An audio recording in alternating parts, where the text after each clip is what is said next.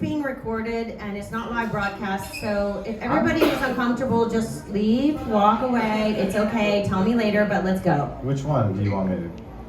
Okay. You didn't prep me before. Okay. So which one do you want me to? I want you to tell me about a story that none of us know. Yeah, go for it. Okay. So, I was working this fraud case. It was a Canadian guy, right?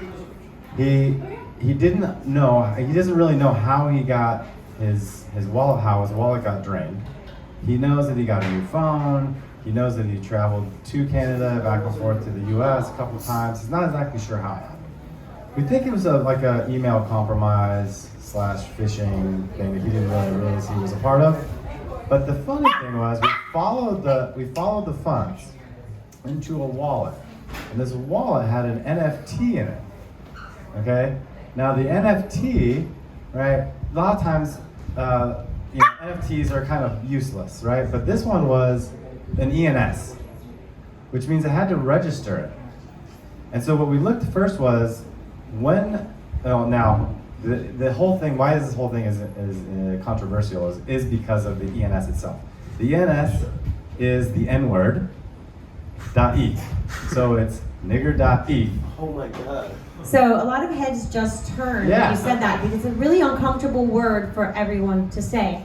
And so the reason I've asked him to tell the story is because it took him 10 years to be able to tell it because it's so uncomfortable. It's about 10 years? No, this is recent. Okay. This is just recent. Just because it's so uncomfortable. It just feels like it's taken 10 years. Yeah, so it's really controversial and it's also uncomfortable. So he's being brave at the moment. So the interesting thing is that this was. Let me get the dog. This was an ENS that had been transferred recently, right? And it had been transferred between a couple of different wallets, all of them kind of sharing the same name on OpenSea, right? So somebody had bought this on OpenSea, transferred it to themselves multiple times, because what we did was we found that they had sent the ETH to the wallet so they could pay for the gas fees that the thing eventually ended up backing, that the ENS eventually now controls.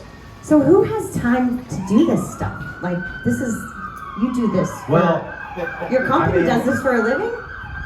Are you like in a dark room, like it's for you hours? got a hoodie and it's the hacker vibe. That's what it is, right?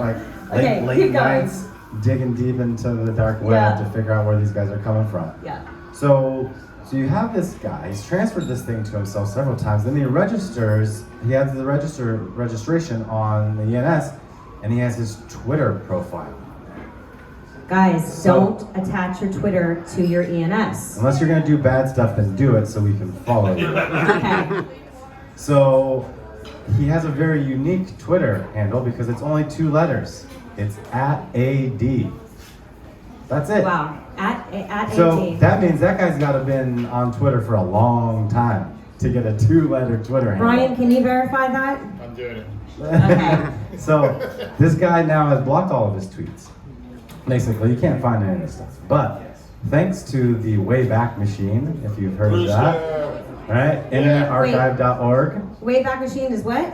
Brewster Kale. Brewster Kale, okay. It takes snapshots of websites at different time periods. Yeah. So we plugged in his Twitter URL, and guess what? This guy's been on Twitter for a very long time. 2003 I think it was or when did it start? Brian knows this stuff. I think Brian's in the audience. he has tweets from like 2006 or something. Okay. All the way back to then. 2008. Yep. Okay, so maybe it was 2008. 2009, really early. I think it was 2008 or 9. Some of the stuff. Which, anyways, the thing was, we were able to look at some of his past tweets. In those tweets, he had a garage sale and listed his home address. Okay, wait, guys, did you hear that?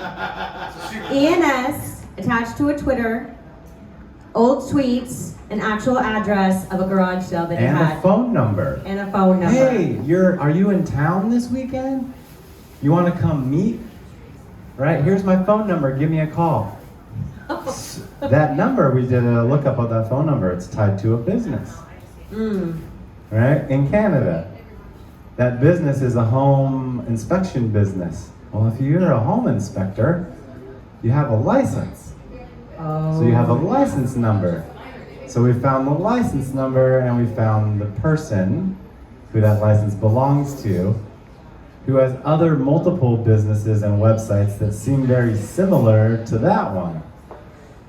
Then, okay, so now we've got an ENS, Yep. we've got a Twitter handle, 2008. we've got the Wayback Machine Yep. to verify that this guy was using that I handle. can't wait to find out what he looks like. All right. Yeah. So and so now we have a business, a license, a guy's name, Okay. where he works, what he does for a living, all of this stuff. Man. And he then also posted on Twitter that he was test driving a Tesla Model X. Right? Oh my gosh, I can't wait. He's got a picture of himself. He's like selfieing himself, right, on this picture. And on the screen is the map Oh. of where he is test driving this car. So I kind of zoom in and get a good quality, and I'm like, okay, I have a pretty good idea where this is.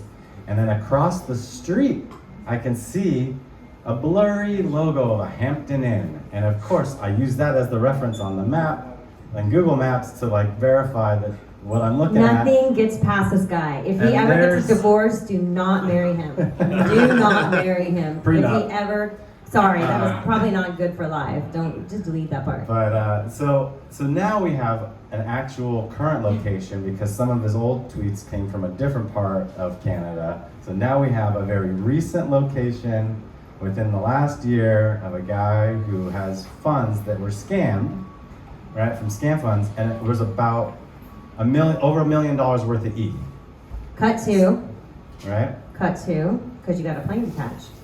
Oh, it's okay. We're good. Well, you know, So We like- this is good. I we have like the plenty of time. obstacles and the stories and the That's fine. the hero. So we have about $1 million worth of ETH. I told the victim, all right, here's everything that we got.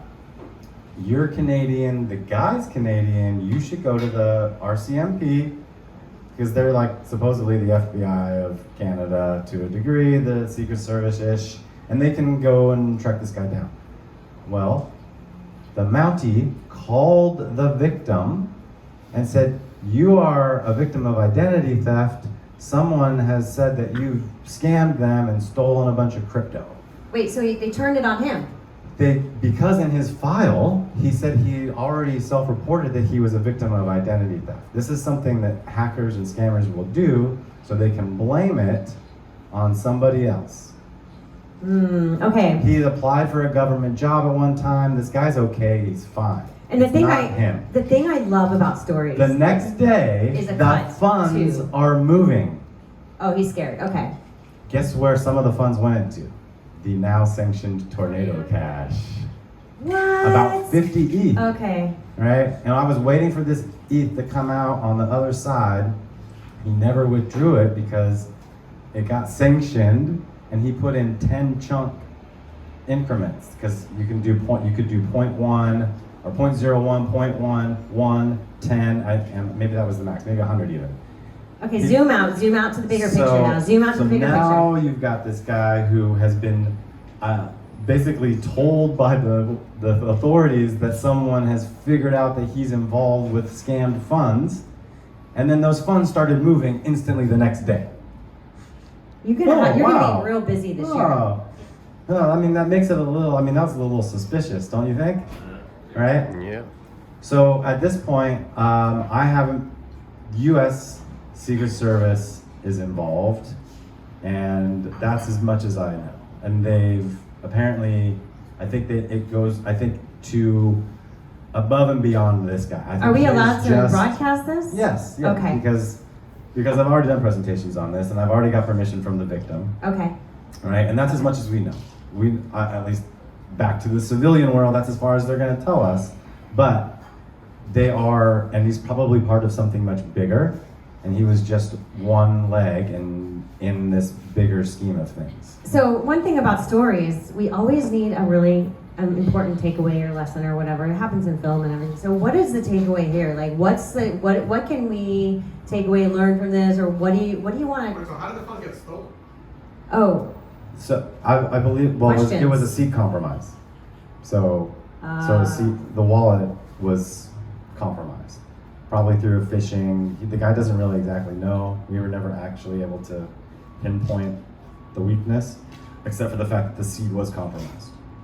So, Big takeaway. so the big takeaway is you think what you're doing on the internet and even the things that you delete and scrub, there's still a trail there. And this doesn't mean even if you're doing good or bad, we all have done things in our life that maybe we don't want to live on the internet, Just don't but take it still does. Yeah, don't take a Right? picture of your address So just, you have to Seriously. kind of, and phone and number.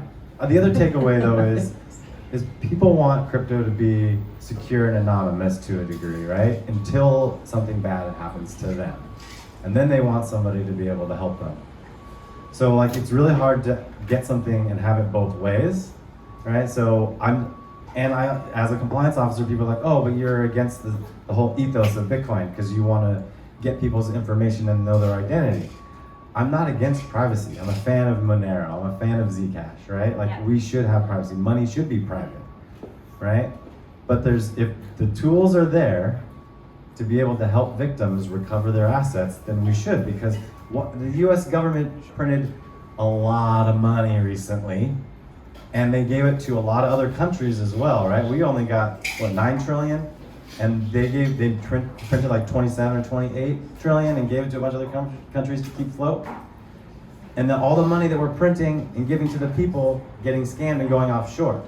Get that money back for the citizens of the United States. How do you wrap that into like one line? Key takeaway, one line. There you go. There you go. Wrap it up. That's I think that's a the good wrap it one. up part. So one key thing is One line. the cops are getting smarter. So if you're doing bad stuff, they're gonna find you eventually because Whoa, crypto doesn't go away. It has a permanent record. Thank you so much, Chris. I mean, I'm so